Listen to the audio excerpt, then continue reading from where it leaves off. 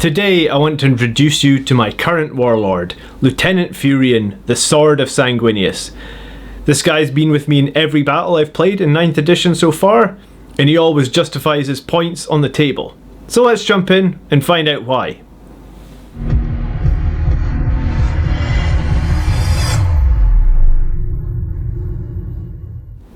Greetings brothers, welcome to the weekly tactics video. I'm John, the Blood Angels Commander, and I appreciate you taking a few minutes out of your day to hang out with me. If you do get value out of this video, please consider liking or subscribing. As always, we'll start with a little bit of lore, and then we'll look at the strategies and tactics you can use to run the Primaris Lieutenant as either your warlord or a hero of chapter on the battlefield. Lieutenants are skilled warriors and capable battlefield commanders. Their foremost duty is to expedite their captain's commands and optimise their battle brothers' efficiency in combat.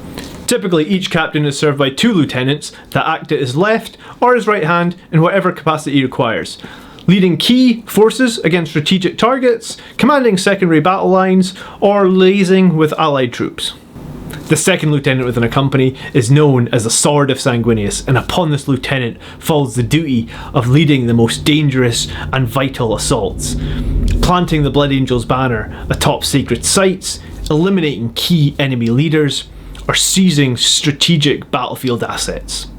Failure is the only unforgivable sin for the Sword of Sanguinuis, while victory excuses any amount of savagery. So this is the Primaris Lieutenant from the Indomitus box with a slight bit of kit bashing.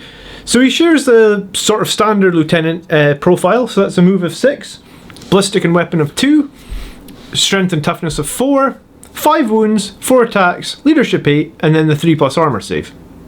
However, it's his Armaments that really stand him apart from your regular Lieutenant. He only comes in at 15 points more. He's wearing the Storm Shield, which now provides the 2+ save and gives him a 4+ invulnerable save. He's got the quite deadly Neo-Volkite pistol, which is strength 5, 2 shots, 2 damage, no AP, but as a Blood Angels player you're kind of rushing towards your Assault Doctrine, so kind of for half the game, turns 3, 4, 5, it's minus 1 AP, and then 6s on your wound rolls do 1 mortal wound.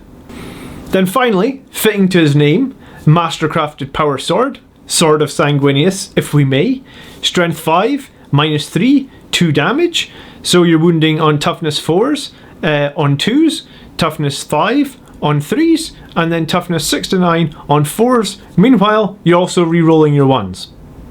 So as with all Space Marine characters, he obviously benefits from Shock Assault and then Savage Echoes, so the beginning of the game is 5 attacks, and once you get into Assault Doctrine, it's 6.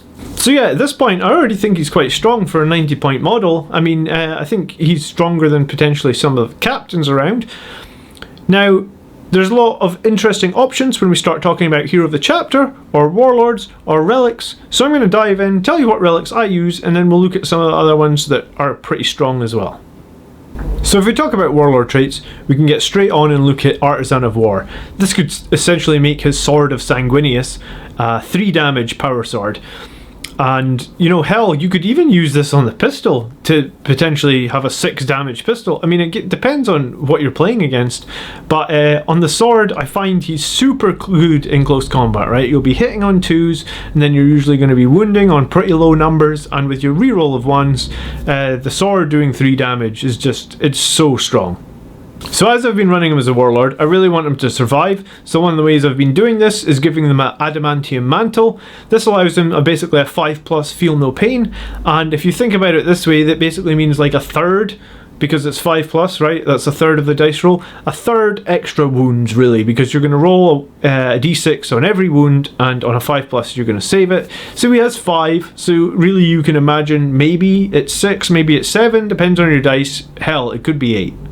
So I think this guy is really strong, should just be advancing through the battlefield with a couple of squads or armour, letting them reroll 1s on their wounds, and then just taking a couple of pop shots in his pistol, ready to get in and contest objectives with a Storm Shield and sword. So if you think about this in turn 2, you've moved forward twice, you're able to pop something with your pistol, potentially for 4 damage, you're then able to maybe run and charge. If you do charge in, if you think about it, we have 5 attacks, you could pay 1 CP for a red rampage to potentially make it 8 attacks. Your sword can be doing 3 damage a pop, so that's potentially 28 wounds this guy can do in a single turn, and this is a 90 point model. Like, he is very cheap. I mean, you're probably never going to be able to do 20 odd wounds just because of the roll of the dice, but it's more like the potential damage output of this guy is actually kind of crazy. If he does end up again in against something with a very high toughness and you're not liking the look of your 4s to wound, you could play Gene Rot Might, which is just 1 CP, and then on your hit rolls, any 6s would become auto wounds. So of course, there's the standard sort of Honour the Chapter for 3 additional CP, and then there's also On Death Does Duty End. If you do end up biting off more than you can chew in close combat, you could potentially do your 20 plus wounds for a second time. To help him survive as he's moving through the battlefield, if he was with a squad or something, obviously there's the new Lookout Sir rule, so he can't be targeted, but if for some reason maybe the squad make their charge, he fails his charge, what's your options? Well, we've got Transhuman Physiology, and you could play that to basically make all weapons only wound on 4 pluses. So I mean, even if you're hitting with a las cannon or like a melta gun, it's still going to need a 4, so you cut down the amount of wounds that come through. With the Storm Shield then, it's a 50-50 chance to save because it's a 4 plus invulnerable save, so whatever does come through, it's 50-50. And then obviously you've got your 5 plus Feel No Pain if you took the Adamantium Mantle, so there's a really strong percentage chance of making some key saves with this character. Some strong other options here could be something like an Icon of the Angel to let you and anyone within 3 of you reroll charges. If he's in within range of like a banner bearer already giving you that 5 plus Feel No Pain, then you wouldn't need to essentially use your relic slot to take the Adamantium Mantle. Another interesting option could be to take Selfless Valor as the Warlord trait, which would give him a 6-inch heroic intervention. If you did take this, I mean, you'd still be able to do like 9 times 2 on the sword, so you can still do a good amount of wounds, and then that lets him heroically intervene 6. You can always get that benefit as well from Unbridled Ardor, so he can always heroically intervene 6 if you have some command points.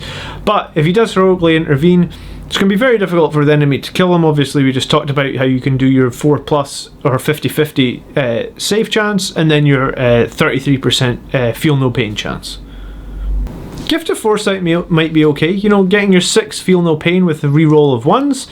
I mean, it's like half as effective as your 5 or 6 Feel No Pain. But if you didn't want to waste some sort of relic on him and you just wanted to take a Warlord trait or just make him a hero of the chapter and do that way, I think he's still quite a strong choice. So Speed of the Primarch might be one of the final options for a Warlord trait, in that if your opponent has charged and you heroically intervene, remember you can do that with the 6 and Unbridled Armor, then your opponent gets to fight with a charge model first, then you would interrupt with Speed of the Primarchs. Then you would fight with a second charge model and you could pay like you normally do to interrupt at that point if you wanted. So essentially gives you 2 interrupts. So if there's a lot of combat going on the board, then this can definitely make your opponent think twice about who's going to fight first with, because you know that if he doesn't fight first against the Lieutenant, which is going to be kind of hard to kill with his Storm Shield and his Feel No Pain, then the Lieutenant's going to fight, and then you're potentially going to have a second interrupt. So Speed of the Primarch is a sort of interesting option to me. So the final option here is digital weapons, which is when you are in close combat, you make 1 attack, you roll to hit, and if you do hit, it's just 1 additional mortal wound. I feel with his sword though, and how often you're probably going to be able to wound with a sword, there's probably better options here. So think about the only other option you could really look at is the Flesh Render grenades, which would let you replace your regular frag grenade with a Flesh Render, which is a grenade 3, strength 5, minus 3 AP, and then 2 damage each.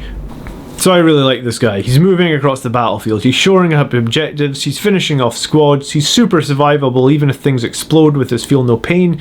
He tends to still be pretty decent at damaging armor, and I think with Speed of the Primarch I've definitely interrupted and killed a few people that didn't expect it, and then with the 6-inch heroic intervention, that as well can really throw people off, especially if they're trying to get on objectives and he's already about or there. So that's kind of how I use him, and I really think he's strong as a Warlord or a hero of the chapter.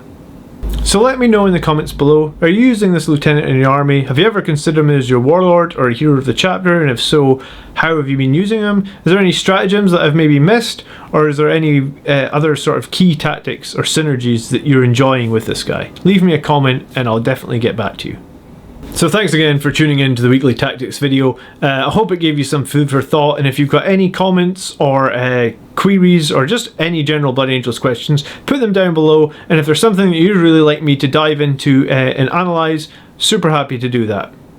Also, in other news, I've been working on my channel trailer and I've been working on the first battle report for the channel, so hopefully we're not too far away, and I would really love to have you join me on these videos, so please consider subscribing. I hope to see you all in the next one. By the blood are we made. Peace.